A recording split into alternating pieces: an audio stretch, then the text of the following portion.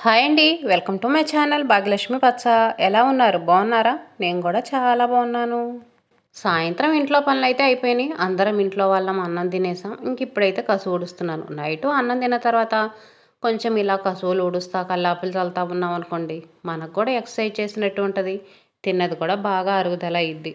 వాకింగ్లు అవన్నీ చేసే కంటే ఇలా పనులు చేసుకోవటం బెస్ట్. ఉదయం మనం కొంచెం లేటుగా నిద్ర లేచినా సరే ఇబ్బంది లేకుండా ఉండిద్ది. అంతకు ముందైతే త్వరగానే అన్నం తినేవాళ్ళం. 7:30 కల్లా తినేవాళ్ళం.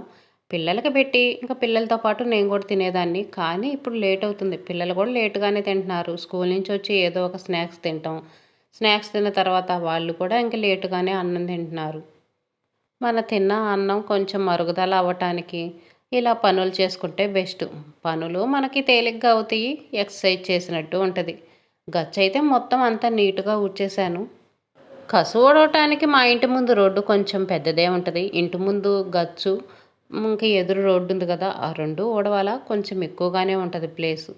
ఇంకా మొత్తం ఇదిగోండి వాటర్ పోసి కడిగేస్తాను. ముందైతే ఒక బకెట్ నీళ్ళు తీసుకొని కల్లాపు జల్లినట్టు చల్లటం, తర్వాత అయితే ఇంకో బకెట్ నీళ్ళు తీసుకొచ్చి మొత్తం గచ్చు అంతా రుద్ది కడిగేస్తాను. ఈ మధ్య గచ్చుల మీద కూడా మన పేడ కల్లాపి చల్లినట్టు చల్లుతున్నారు. అంటే కలర్స్ ఉంటాయి కదా, అవి తీసుకొచ్చి చల్లుకొని ముగ్గేసుకుంటుంటే బాగుంటుంది చూడటానికి. పేడ కల్లాపి చల్లి ముగ్గు పెట్టుకుంటే ఎలా ఉంటుందో సేమ్ అలాగనే ఉంటుంది. కాకపోతే నేనైతే ఇంతవరకు ట్రై చేయలేదు. ఎప్పుడు ఆ పొడి తీసుకురాలేదు. ఆ పొడి తీసుకొచ్చి కల్లాపి చల్లితే తర్వాత పని అనేది ఎక్కువగా ఉంటుందేమో. మళ్ళీ గచ్చంతా రుద్ది రుద్ది కడగాలి. చాలా కష్టంగా ఉంటుందని చెప్పేసి ఆ పొడి అయితే తీసుకురావట్లేదు. కానీ ఈసారి పండగలప్పుడే ఎప్పుడన్నా ట్రై చేయాలి. ముగ్గు అయితే చుక్కల ముగ్గు వేస్తున్నాను. 10 చుక్కలు. 10 చుక్కలు 2 బేర్లు పెట్టి సరి రెండేంత వరకు. ఇంక ఇదిగోండి మెలికల ముగ్గు వేస్తున్నాను. మెలికల ముగ్గులంటే ఇష్టంగా అనిపించిద్దండి. చూడటానికి బాగుంటాయి. కానీ మెలికల ముగ్గులు వేయటం అనేది బాగా రాదు. ఏదో 1, 2 ముగ్గులు ప్రాక్టీస్ చేసుకొని ఇంకేస్తూ ఉంటాను. కొంతమంది పూల కుండీల మీద ఏమన్నా పాతవి ఉంటాయి చూడండి, పాత వస్తువులు, వాటిని బాగా అందంగా డెకరేషన్ చేసి పెయింటింగ్ వేసి ఇలా మెలికల ముగ్గులు వేసి ఫ్లవర్ వాజులాగా వాడుకుంటారు. చూస్తుంటే భలే అందంగా అనిపిస్తాయి. కనీసం మనం ఇంటి ముందన్నా ఇలా వెలికల ముగ్గులు పెద్ద ముగ్గులు వేసుకొని అందంగా ఉంచుకుందామని చెప్పేసి ఇంకా ముగ్గు వేస్తుంటాను. అందులోనూ రేపు శుక్రవారం కదా, శుక్రవారం రోజంటే కొంచెం పెద్ద ముగ్గు వేసుకొని ముగ్గులో పసుపు కుంకుమ వేసుకుంటే చూడటానికి భలే అందంగా ఉంటుంది కదా, లక్ష్మీదేవి కళ ఉట్టి పడ్డట్టుగానే ఉంటుంది. పూజలు అవైతే ఎక్కువ చెయ్యను కానీ ఇలా ఇంటి ముందు అందంగా ముగ్గు వేసుకొని పసుపు కుంకాలు వేసుకొని గడపలు మెట్లు అవి పసుపుతో పూజించుకోవటం అంటే మాత్రం చాలా ఇష్టం. కానీ ఎందుకనో పూజ మీద మాత్రం నాకు అంత ఇంట్రెస్ట్ ఉండదు.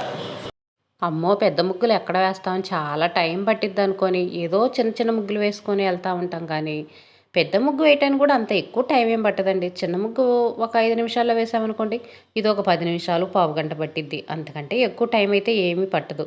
కాకపోతే మనమే భయపడతా ఉంటాం, అమ్మో రోజు పెద్ద ముగ్గులు ఎక్కడ వేసుకుంటాం, చాలా లేట్ అయిద్దిలే అని. వేస్తుంటే ఏముండదండి, కష్టం అనిపించదు. 5 నిమిషాలు 10 నిమిషాల్లో అయిపోతాయి. నాకు ఈ ముగ్గు వేయటానికి ఎంతో సమయం పట్టలేదు. 10 నిమిషాల్లో ముగ్గు వేయటం అయితే అయిపోయింది. ముందే ప్రాక్టీస్ చేసుకున్నాను. ఇంకేముంది, చుక్కలు పెట్టడం ఇలా ముగ్గు వేసుకోవటమే కదా, ఎంతో టైం పట్టదు.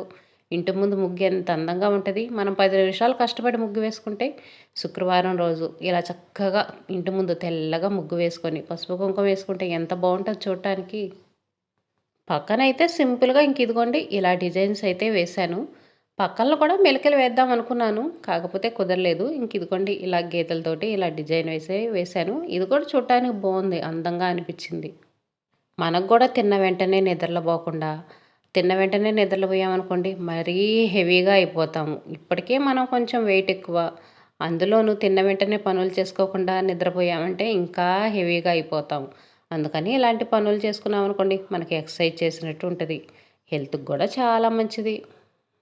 ఇంకొక ముఖ్య విషయం ఏంటంటే శుక్రవారం రోజు ఇలా నైట్ ముగ్గు వేసుకుంటే చాలా మంచిదని ఒక వీడియోలో విన్నానండి నేను.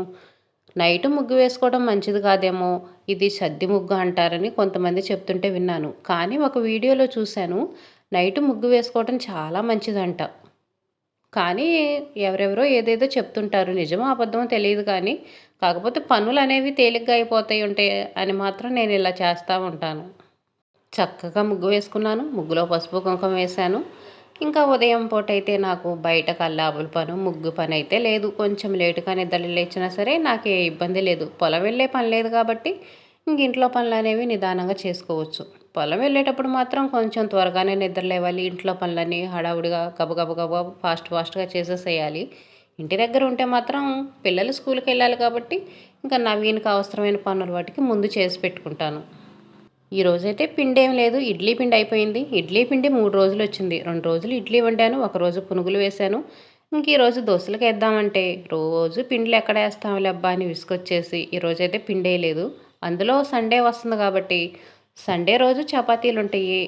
ఇంకా ఈ 2 రోజులు ఏదో ఒకటి చేసి అడ్జస్ట్ చేద్దాంలే అని పిండికైతే ఏమీ నానేయలేదు. కూరైతేనేమో పప్పుకి కందిపప్పు నానబోసాను. ఉత్తపప్పు వండాలి. ఉత్తపప్పు వండి చారు పెట్టామనుకోండి, నవీన్‌తో నాకు ఏ ప్రాబ్లమ్ ఉండదు. ఈరోజు, రేపు చక్కగా తినేస్తాడు వాడు. నాకైతే ఇబ్బంది ఉండదు. కానీ పప్పు వండిన రోజు మాత్రం మా ఆయనకి సపరేట్‌గా కూరైతే చెయ్యాలి. ఇంకా పప్పయితే నానబెట్టాను. ఇంకా అంట్లు స్టాండ్‌లో అంట్లన్నీ సర్దేసుకున్నాను. ఈరోజు ఉదయం అయితే ఒక ఘనకార్యం చేశాను. ఉదయం నిద్ర లేచిన వెంటనే ఉల్లిగడ్డలు అమ్మే ఆటో వాళ్ళొచ్చారు. 100కి 4 కేజీలంట. 100కి 4 కేజీలు వస్తున్నాయిలే తీసుకుందామని ఆటో దగ్గరికి వెళ్ళాను. కానీ ఏరుకొనిస్తారేమో అని అనుకున్నానండి. వాళ్ళేమో ఏరుకొనివ్వట్లేదు. ఇంకా వాళ్ళతో గొడవలు ఎందుకులే, ఇంట్లో కూడా ఉల్లిపాయలు తక్కువగా ఉన్నాయిలే అని చెప్పేసి తీసుకున్నాను. 100కి 4 కేజీలు ఇచ్చారు. ఉల్లిగడ్డలైతే బాగానే ఉన్నాయి కానీ కొన్ని మరీ చిన్నవి వచ్చినాయండి. అవి కూరల్లో కట్ చేసుకోవాలంటే ఎంత టైం పట్టిద్దో, టైం వేస్ట్ అయిద్ది. ఇంకా వాటిని కూరల్లో వాడుకోకుండా సాంబార్ చేసుకుంటాం కదా, ఇంకా అప్పుడు వేసుకోవటమే. అందులో ఈరోజు పప్పు నానేసాను కదా, సాయంత్రం ఎలాగో ఇంక పప్పుచారు చేయాల్సిందే. పప్పుచారులోకి వేద్దాంలే అన్నట్టుగా ఇంకా సరేలేనని తీసుకున్నాను. పెద్ద పెద్ద ఉల్లిపాయలు ఉన్నాయి కదా, అవైతే మనం కూరల్లోకి వాడుకోవచ్చు. ఎక్కువ చిన్న ఉల్లిపాయలు ఉన్నాయి కదా, పెద్ద ఉల్లిపాయలు ఏరుకొని తీసుకుంటామంటే ఆ ఉల్లిగడ్డలో నూరుకుంటారా? చిన్న ఉల్లిపాయలు ఉన్నాయి కాబట్టి మేము 100కి 4 కేజీలు ఇస్తున్నామమ్మా, లేకపోతే మేము ఎందుకు ఇస్తాం చెప్పారు. ఇంకేం చేస్తామండి, చౌకగా వస్తున్నాయి అనుకున్నప్పుడు ఇలాంటివి తప్పవు. ఊర్లోకి వచ్చి అమ్మేవాళ్ళు కొంచెం చౌకగా ఇస్తున్నారంటే ఏదో ఒక డ్యామేజీ, ఏదో ఒక ప్రాబ్లం ఉంటేనేగా మనకు తక్కువకి ఇచ్చేది. లేకపోతే వాళ్ళు ఎందుకు ఇస్తారు తక్కువకి?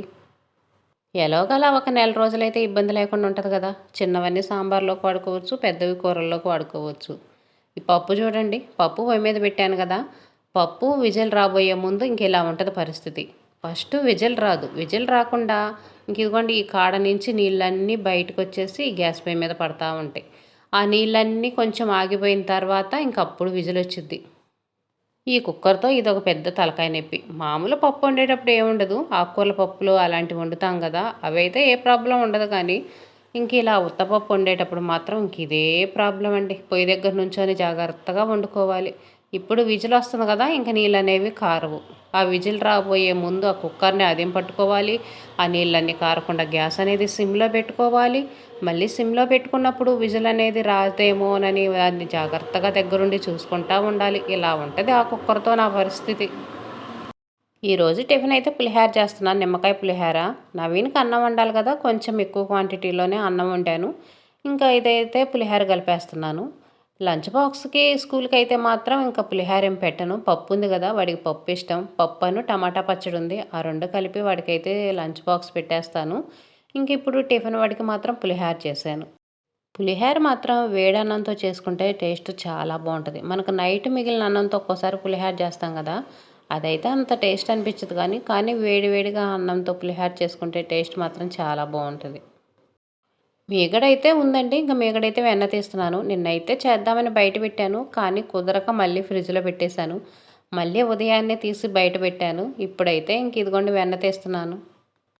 మీగడ గిన్నెలో వేసిన వెంటనే వాటర్ పోయకూడదు. వాటర్ పోయకుండా ఇదిగోండి మజ్జిగ గుత్తుంది కదా, ఇది తీసుకొని ఇలా తిప్పుతూ ఉండాలి. మనకి వెన్న అనేది వచ్చేంత వరకు తిప్పుతానే ఉండాలి. నేను తిప్పడం మొదలుపెట్టి ఒక్క నిమిషం కూడా అయిందో కాలేదో చూడండి, వెన్న అనేది వచ్చేసింది.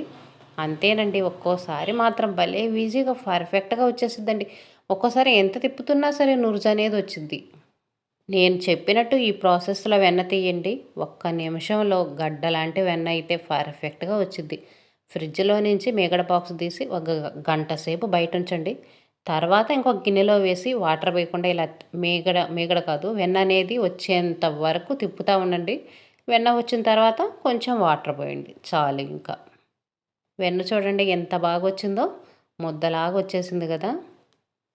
తెల్లగా వెన్నపూస చూడండి ఎలా ఉందో. కొంతమంది అయితే ఫ్రెష్‌గా వెన్న తీసేటప్పుడు కొంచెం తింటారు.